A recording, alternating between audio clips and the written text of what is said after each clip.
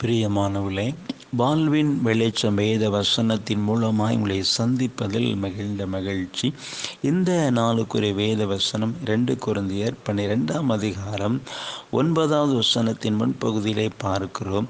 என் கிருபை உனக்கு போதும், பலவீனத்திலே என் பலம் பூரணமாய் விளங்கும் என்றார் என்று சொல்லி பாருங்கள். பிரியமானவர்களே, இன்றைக்கு ஆண்டவர் உங்களுக்கு சொல்லுகிற என் கிருபை உனக்கு போதும் மகளே, என் கிருபை உனக்கு போதும் மகனே, உன்னுடைய பலவீனத்தில் என் பலன் பூரணமாய் விளங்கும் என்று சொல்லுகிறதை பார்க்கிறோம். ஒருவேளை நீங்கள் இருக்க சரீரத்தில் பலவீனமுள்ளவர்களாக இருக்கலாம், சிலர் ஆத்மாவில் பலவீனப்பட்டவங்களாக இருக்கலாம். பலவீனம் சோதரி, ஒருவேளை பலவீனம் சரீரத்தில் ஏற்படுகிற பலவீனம் வேறு, ஆத்மாவில் ஏற்படுகிற பலவீனம் வேறு. இப்போ ஆண்டு சொல்ல, உன் பலவீனத்தில் என் பலன் பூரணமாய் விளங்கும் என்று சொல்லுகிறார். ஒருவேளை சிலருக்கு பயம் கலக்கம் அப்படி இருந்துக்கிட்டே இருக்கலாம். ஆண்டவர் உங்களை தைரியப்படுத்துவார், உங்களை பலப்படுத்துவார்.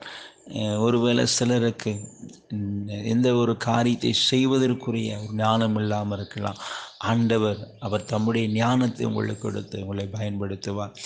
இந்த உன்னுடைய பலவீனத்தில் என் பலன் பூரணமாய் விளங்கும் அப்படின்னா, இதுதான் பலகீனம். சில நேரங்களில் நமக்கு பேச தெரியாது, சில காரியங்களை சரியாக செய்ய தெரியாது, ஒரு வேலையை செய்ய தெரியாது, சிலருக்கு குடும்பத்தை சரியாக நடத்த தெரியாது, தொழிலை சரியாக செய்ய தெரியாது. இந்த மாதிரியான பாதிப்புகள் இது நம்முடைய பலகீனம். இப்போ ஆண்டவர் சொல்லுவார், அதில் அவருடைய பலன் பூரணமாய் விளங்கும் பொழுது அதெல்லாம் நீங்கள் நேர்த்தியாக அற்புதமாக செய்வீங்க.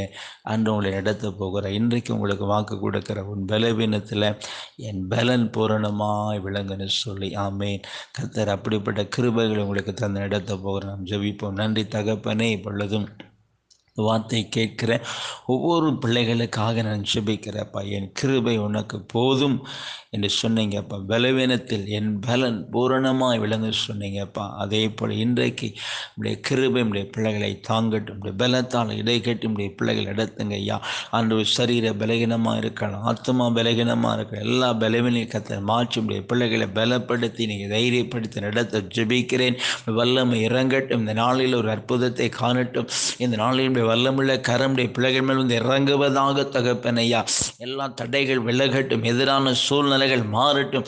இந்த நாளில் அற்புதமான வழிகளை என் தேவனாகிய கர்த்தருடைய பிள்ளைகளுக்கு திறந்து கொடுத்து ஆசீர்வதித்து வழியெடுத்து ஜெபிக்கிறேன். சில அன்பு காரணங்களுமை துடிக்கிறோம். நல்ல பிதாவே, ஆமேன்.